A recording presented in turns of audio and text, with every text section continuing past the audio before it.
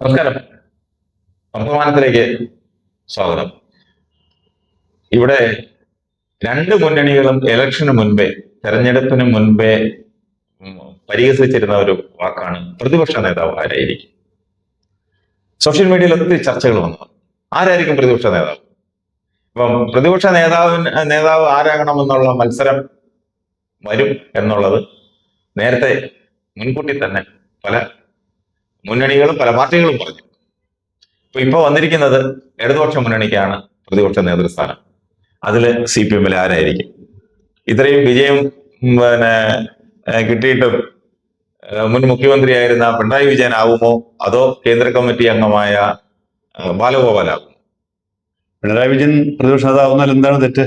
കാരണം മുഖ്യമന്ത്രി ആയിരുന്ന പരാജയപ്പെട്ട ഒരാള് ആ തോൽവിയിൽ നിന്ന് പാർട്ടി ഉയർത്തിക്കുന്ന ഒരാളുടെ ഉത്തരവാദിത്വം അദ്ദേഹത്തിനുണ്ട്. കരുണാകരൻ മുഖ്യമന്ത്രി സ്ഥാനം ഉപേക്ഷിച്ചിട്ട് പ്രതിപക്ഷ നേതാവായിട്ടില്ല, ഒരിക്കലല്ല 2 തവണയായി. അദ്ദേഹം വീണ്ടും ഈ മുന്നണിയെ തന്നെ ജയിച്ച് വീണ്ടും അദ്ദേഹം മുഖ്യമന്ത്രിയായി. അങ്ങനെ ചരിത്രം വേറെയുമുണ്ട്. ആന്റണി അതെ, ഉമ്മൻചാണ്ടി ഇവരെല്ലാം മുഖ്യമന്ത്രി സ്ഥാനം പോയിട്ടല്ല. ഉമ്മൻചാണ്ടി മുഖ്യമന്ത്രി സ്ഥാനം പോയിട്ട് പ്രതിപക്ഷ നേതാവായില്ല. മുഖ്യമന്ത്രിയായിരുന്നു അദ്ദേഹം പ്രതിപക്ഷ നേതാവായിട്ട് മുഖ്യമന്ത്രിയായിരുന്നു. ശരിയാണ്. അപ്പൊ അല്ല, കാരണം ഒരു ചുരുങ്ങിയ സമയത്ത് മുഖ്യമന്ത്രി ആയതിനു ശേഷം പ്രതിപക്ഷ നേതാവായി. അവർ രണ്ടുപേരും ആന്റണിയായി ഉമ്മൻചാണ്ടിയായി. അപ്പം ആ നിലയിൽ നോക്കുമ്പം പിണറായി പിണറായി വിജയന്റെ വ്യക്തിപരമായിട്ടുള്ള പരാജയമാണ് ഈ LDFന്റെ ഇത്രയും വലിയൊരു തകർച്ചയ്ക്ക് കാരണമെന്നുള്ള ആക്ഷേപം നിലനിൽക്കെ പിണറായി വിജയന്റെ ഉത്തരവാദിത്വമാണ് പ്രതിപക്ഷത്തെ വീണ്ടും പോരാടി ഈ പാർട്ടിയെ ഉയർത്തിക്കൊണ്ടുവന്ന് വീണ്ടും അധികാരത്തിൽ വരിക എന്നുള്ളത്. അതുകൊണ്ട് പിണറായി വിജയന് ആ ദൗത്യം ഏറ്റെടുക്കേണ്ടതാണ്. ഇനി അദ്ദേഹം അത് ഏറ്റെടുത്തില്ലെങ്കിൽ പിന്നെ ആരെന്നുള്ളതാണ് ചോദ്യം. അത് സ്വാഭാവികമായിട്ട് ഇപ്പോഴത്തെ സാഹചര്യത്തിൽ ബാലഗോപാലിനാണ്. കാരണം അദ്ദേഹം സെൻട്രൽ കമ്മിറ്റി മെമ്പറാണ്, ഉള്ള സീനിയറാണ്. ഇപ്പം മിക്കവാറും എല്ലാ മന്ത്രിമാരും തോറ്റുപോയതുകൊണ്ട് അദ്ദേഹത്തിനാണ് ഇനി അന്ന് ചാൻസ്. അദ്ദേഹം ഏറ്റെടുക്കാതെ നിവൃത്തിയില്ലാത്തൊരവസ്ഥയാണ്. അദ്ദേഹത്തിന് വേണ്ടെന്ന് വെച്ചാൽ പോലും പറ്റാത്തൊരവസ്ഥയാണ്. ഈ പ്രതിപക്ഷ നേതാവ് എന്ന് പറയുന്നത് നമുക്കറിയാം, ഒരു ശക്തമായ പ്രതിപക്ഷമുണ്ടെങ്കിൽ അതിനെ നേതൃത്വം കൊടുത്ത ഒരു നേതാവ് ഉണ്ടെങ്കിൽ മാത്രമേ ഭരണം പോലും നന്നായി പോകും. ഇവിടെ പ്രതിപക്ഷ നേതാക്കന്മാർ, നേരത്തെ ഉള്ള പ്രതിപക്ഷ നേതാക്കന്മാരെ നമുക്കറിയാം. VS അച്യുതാനന്ദൻ പ്രതിപക്ഷ നേതാവായിരുന്നു. അതെ, നല്ല രീതിയിൽ പ്രവർത്തനം നടത്തി. മതികെട്ടാൻ മല വരെ ചവിട്ടി കയറി. ആ ചരിത്രം മലയൊന്നും ചവിട്ടി കയറാൻ പിണറായി വിജയനെ കൊണ്ട് പറ്റില്ല. അത് മുഖ്യമന്ത്രി ആയപ്പോ മലയോട്ടാൻ പോയിട്ടില്ല, പിന്നെ ഇപ്പം മലയോട്ടാൻ പോകില്ല. അദ്ദേഹം മല ചവിട്ടിയിൽ ശബരിമലയൊക്കെ ചവിട്ടിയതാ. ശബരിമലയിൽ പോയതാ. ശബരിമല ചവിട്ടി തൊഴാൻ പോയത്. അല്ലെങ്കിലും അവിടെ അയ്യപ്പ സംഗമം നടത്താൻ പോയില്ലേ പമ്പയില്? അതുവരെ പുള്ളി പോയില്ലേ? അപ്പൊ അത് നോക്കണ്ട. പക്ഷേ അദ്ദേഹം പിണറായി വിജയൻ അല്ല, താങ്കളിപ്പോ പറയുന്നത് ഞാൻ പറയുന്നതിനോട് യോജിക്കുന്നു. അതായത് പിണറായി വിജയൻ തന്നെ ഈ വെല്ലുവിളി ഏറ്റെടുത്ത്, ഉറപ്പായിട്ട് പിണറായി വിജയൻ തന്നെ വെല്ലുവിളി ഏറ്റെടുത്ത് പ്രതിപക്ഷ നേതാവ് ആകണം. ഇവിടുത്തെ പ്രതിപക്ഷത്തെ കൂട്ടി യോജിപ്പിച്ച്, ഘടകകക്ഷികൾ അധികം ആരും ജയിച്ചിട്ടില്ല. കൂടി ഘടകകക്ഷികൾ അവിടെ CPI-ലുള്ള കുറച്ച് പേര് മാത്രം. ചെറിയ പാർട്ടിയല്ലല്ലോ CPI. 6-7 പേര് ജയിച്ചിട്ടുണ്ട്. അതെ, 6-7 പേര്. നേരത്തെ 17 പേരുണ്ടായിരുന്നതാണ്. അതിൽ നിന്നാണ് ഇപ്പൊ 6-7ലേക്ക് ആയത്. അപ്പം ഈ 2 പാർട്ടിയേ ഉള്ളൂ, വേറെ ഘടകകക്ഷികൾ ആരും ജയിച്ചിട്ടില്ല. ജനതാദൾ പിന്നെ RJD-യിൽ ഒരാളുടെ തോൽവിയേക്കാളും കുറച്ചുകൂടെ മെച്ചമാണ് CPI-യുടെ തോൽവി. കാരണം CPM എത്ര സീറ്റ്, 90 സീറ്റിൽ നിന്നാണ് താഴേക്ക് വന്ന് 24 സീറ്റായത്. ഇത് 17 സീറ്റിൽ മത്സരിച്ചിട്ട് 7 സീറ്റായെന്ന് പറഞ്ഞാൽ 17 സീറ്റിലല്ല മത്സരിച്ച 27 സീറ്റ് മത്സരിച്ചിട്ട് 7 സീറ്റ് എന്ന് പറഞ്ഞാൽ പോലും അതിലും ഭേദമാണ്.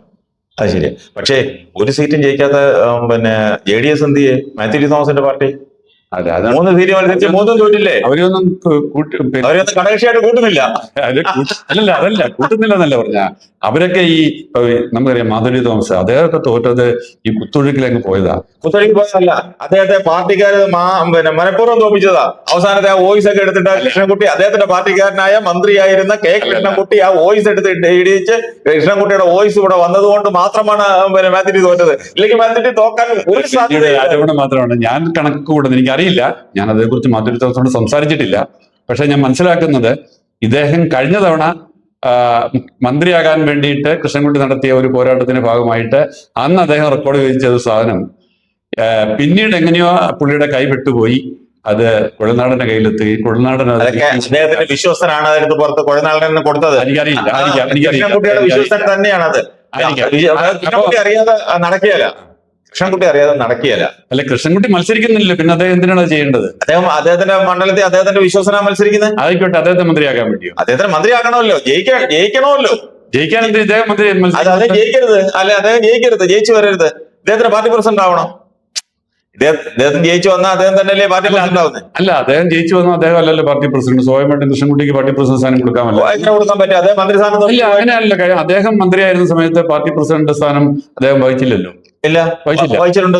ഇല്ല, വഹിച്ചിട്ടുണ്ട്. ഇല്ല, മന്ത്രിയാകുമ്പോ വഹിച്ചിട്ടില്ല, പക്ഷെ MLA ആകുമ്പോ വഹിച്ചിട്ടുണ്ടല്ലോ. ഉണ്ട്, രണ്ട് രീതിയിലും വന്നിട്ടുണ്ട്. അല്ല, ഞാൻ പറഞ്ഞത് ഇതിനകത്തൊരു പൊരുത്തക്കേടുള്ളത്. അതായത് അദ്ദേഹം മന്ത്രിയായിരുന്നപ്പോൾ അദ്ദേഹം പ്രസിഡന്റ് സ്ഥാനം വഹിച്ചില്ല. അതുപോലെ തന്നെ കൃഷ്ണൻകുട്ടി മത്സരിക്കാത്ത സ്ഥിതി കൃഷ്ണൻകുട്ടി മന്ത്രിയല്ല. കൃഷ്ണൻകുട്ടിക്ക് പ്രസിഡന്റ് ആകാമല്ലോ, അതിനകത്ത് ആരും തടസ്സമില്ലല്ലോ. ആത്യന്തികമായി അവര് രണ്ട് ചേരിയിൽ തന്നെയാണ്, രണ്ടായിട്ട് തന്നെയാണ്. ഓപ്പൺ ഫൈറ്റ് പുറത്ത് പല വാർത്തകളും പുറത്ത് വരുന്നില്ലെന്നേ ഉള്ളൂ. പക്ഷെ അവിടെ തന്നെ ഒതുങ്ങി നിൽക്കുന്നേ ഉള്ളൂ. പക്ഷെ കൃഷ്ണൻകുട്ടി അറിയാം ഈ കുത്തൊഴുക്കും അദ്ദേഹത്തിന്റെ പാർട്ടിക്കുള്ളിൽ നിന്ന് പാർട്ടി രണ്ടും കൂടെ ചേർന്നാണ് അദ്ദേഹം തോൽപ്പിച്ചതെന്ന് പറയാം, അല്ലേ? അത് കഴിഞ്ഞ് മാണി ഗ്രൂപ്പ് സംഭൂജിനായില്ലേ? സംഭൂജിനായി. ഇവരും സംഭൂജിനായി, അതും സംഭൂജിനായി. ഞാൻ ഒരു ചർച്ചയ്ക്ക് അത് നേരത്തെ പറഞ്ഞാണ്, നിങ്ങൾക്ക് എന്തെങ്കിലും അസ്തിത്വം വേണമെങ്കിൽ നിങ്ങൾ UDF-ലേക്ക് വരുന്നതാണ് നല്ലത്. എന്റെ ഇത്രയും കാലത്തെ പത്രപ്രവർത്തന ജീവിതാനുഭവം വെച്ചിട്ട് ഞാൻ പറഞ്ഞാണ്. കാരണം കുറെ കാലമായിട്ട് ഈ കേരള കോൺഗ്രസ് അങ്ങോട്ടും ഇങ്ങോട്ടും ഒക്കെ ചാടുന്ന കണ്ടുകൊണ്ട് ഞാൻ പറഞ്ഞാണ്, അത് അവര് UDF-ൽ വന്നാൽ അവർക്ക് നിലനിൽക്കാൻ. പക്ഷെ ഇത്രയും ധൈര്യമായ തോൽവി ഞാൻ പ്രതീക്ഷിച്ചില്ല കേട്ടോ. പക്ഷേ ഈ ജോസ് കെ മാണി തോക്കുമെന്നും ഇവര് ശുഷ്കമായിട്ട് 2-3 സീറ്റിലേക്ക് ഒതുങ്ങുമെന്നും അന്ന് ഞാൻ പറഞ്ഞതാണ്.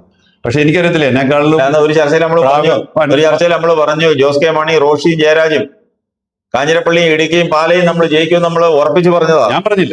ഞാൻ പറഞ്ഞില്ല പാർട്ടിക്കാർ മുഴുവൻ പറഞ്ഞില്ല. ഞാൻ പറഞ്ഞില്ല. ഞാൻ ഇവിടുത്തെ ചർച്ചയിലല്ല, വേറെ ചാനൽ ചർച്ചയിൽ ഞാൻ പറഞ്ഞതാണ്, ഈ ദയനീയമായി തോക്കും 3 സീറ്റിൽ കൂടുതൽ അവർക്ക് കിട്ടില്ല. അതുകൊണ്ട് ജോസ് കെ മാണി പാലായി തോക്കും. അതുകൊണ്ട് ജോസ് കെ മാണിയെ സംബന്ധിച്ച് എന്തുകൊണ്ടും നല്ലത് UDF-ൽ വരുന്നതാണെന്ന് ഞാനന്ന് പറഞ്ഞതാണ്. അത് എന്തായാലും ഞാൻ കരുതിയതിനേക്കാളും ദയനീയമായിട്ടുള്ള ഒരു തോൽവിയാണ് കോൺഗ്രസ് മാണി ഗ്രൂപ്പ്. അതുപോലെ ഇനിയും അവർക്ക് ഇതിൽ നിന്ന് എങ്ങനെ ഉയർന്നു വരാൻ കഴിയുമെന്ന് എനിക്കറിയില്ല. താങ്കൾ എന്താണ് ആ കേരള കോൺഗ്രസ് മാണി ഗ്രൂപ്പിന്റെ ഭാവിയെ കുറിച്ച് താങ്കൾ എന്താണ്? ഭാവി ജോസ് കെ മാണി MP ആണ്, രാജ്യസഭാ അംഗമാണ്. അത് പക്ഷെ കുറച്ചു കാലം കൂടെ കഴിയുമ്പോൾ അധികം കാലമൊന്നും ഇല്ല. ഇത് നല്ല രീതിയിൽ തന്നെ 5 വർഷം അവർ പൊരുതി തന്നെ നിന്ന് അവർ ഉറപ്പായിട്ട് അടുത്ത ഭരണത്തിലേക്ക് വരും. അതിന്റെ ഒരു പുലി പതുങ്ങുന്നത് നല്ല കാര്യം. നല്ലതാണ് പുലി പതുങ്ങുന്നത്. അല്ല, ഇത് പുലി പതുങ്ങിയതല്ല, പുലി അടിച്ചു താഴെ ഇട്ടതാ. പതുങ്ങിയതാണ് നമുക്ക് മനസ്സിലാക്കാം. ഇതല്ല അടിച്ചു താഴെയിട്ട് പുലിയും പതുങ്ങി കിടക്കുന്ന പുലി. ഏതായാലും ഇപ്പോഴത്തെ ഇതൊന്ന് മാറി അവര് സർവ കരുത്തോടുകൂടി അടുത്തതിന് അവര് തീർച്ചയായിട്ടും ഇല്ലാന്ന് ഞാൻ പറയുന്നില്ല. കേരള കോൺഗ്രസ് ആണ് പാർട്ടി, കർഷകരുടെ പാർട്ടിയാണ് കേരള കോൺഗ്രസ് ആണ്. കർഷകരുടെ പാർട്ടിയാണ്. ഈ പാർട്ടിയെ സംബന്ധിച്ച് അവർക്ക് അധികാരമില്ലാതെ നിലനിൽക്കാൻ പറ്റില്ല. ഇതെല്ലാം പറഞ്ഞുകൊണ്ടാണ് പറഞ്ഞത് അവർക്ക് ഏറ്റവും നല്ലത് ഇവിടെ അധികാരമില്ലാത്ത സമയത്ത് നിന്നിട്ടുണ്ട്. പക്ഷെ അവിടെ നിന്നുകൊണ്ട് ചിലർ പറഞ്ഞു ഞങ്ങൾ LDF നിൽക്കുന്നതാണ് നല്ല, LDF തിരിച്ചു വരും എന്നൊക്കെ വലിയ ആത്മവിശ്വാസം പ്രകടിപ്പിച്ചുകൊണ്ട് ആ പാവം ജോസ് കെ മാണി അവർ വഴിതെറ്റിച്ചു. ഇതുപോലെ സംഭൂജിതരായ വേറൊരു പാർട്ടിയുണ്ട്, NCP. ശശീന്ദ്രനും തോറ്റു, തോമസ് കെ തോമസ്. ശശീന്ദ്രനൊക്കെ ഇനിയും ജയിച്ചു വരിക എന്നൊക്കെ പറഞ്ഞ ഇത്രയും കാലം ആ നാട്ടുകാരെ ജയിപ്പിച്ചതിന് എനിക്ക് വലിയ അത്ഭുതമാണ്. പിന്നെ അത് കഴിഞ്ഞിട്ടൊക്കെ ഇനിയിപ്പോ അതിൽ പിൻവാങ്ങി ഒതുങ്ങി വിശ്രമ ജീവിതം നയിക്കണ്ടേ? അത് കഴിഞ്ഞ് കോവൂർ കുഞ്ഞുമൻ. ശശീന്ദ്രനൊക്കെ തോൽവി, ഒരു വിദ്യാബാലൻ അല്ലേ തോൽപ്പിച്ച ശശീന്ദ്രനെ. ഒരു പെൺകുട്ടി, ഒരു യുവതിയായ സ്ത്രീയോട് ധൈര്യമായ ഒരു തോൽവി ഏറ്റുവാങ്ങാൻ വേണ്ടി അദ്ദേഹം മത്സരിക്കരുതായിരുന്നു എന്നുള്ളതാണ് അപ്പോഴും ഇപ്പോഴും എന്റെ അഭിപ്രായം. അതുപോലെ കോവൂർ കുഞ്ഞുമൻ, KB ഗണേഷ് കുമാർ, ഇതെല്ലാം ഒറ്റയാൾ പട്ടാളകൾ മുഴുവൻ തോറ്റു, എല്ലാവരും തോറ്റു. അപ്പൊ ആകെ കൂടി ഇടതുപക്ഷ മുന്നണിയിൽ ജയിച്ചു വന്നത് 2 പാർട്ടിയേ ഉള്ളൂ, CPM CPI. അവരെ കോർഡിനേറ്റ് ചെയ്ത് ഒരു നല്ലൊരു പ്രതിപക്ഷമായി, നല്ല ഒരു തിരുത്തൽ ശക്തിയായി, ഭരണത്തിന്റെ ഒരു തിരുത്തൽ ശക്തിയായി നിന്നുകൊണ്ട് അതിനെ നല്ല പ്രതിപക്ഷ നേതാവാണ്. അത് മുഖ്യമന്ത്രി മുഖ്യമന്ത്രി തന്നെയാ, കാവൽ മന്ത്രി. അപ്പൊ കാവൽ മുഖ്യമന്ത്രിയായ സഖാവ് പിണറായി വിജയൻ തന്നെ, ഞങ്ങളുടെ ഇരട്ടച്ചങ്കനായ സഖാവ് പിണറായി വിജയൻ തന്നെ പ്രതിപക്ഷ നേതാവ് വരണമെന്നാണ് ആഗ്രഹിക്കുന്നത്. കേരളത്തിലെ LDF സ്നേഹിക്കുന്ന ജനങ്ങളൊക്കെ ആഗ്രഹിക്കുന്ന അങ്ങനെ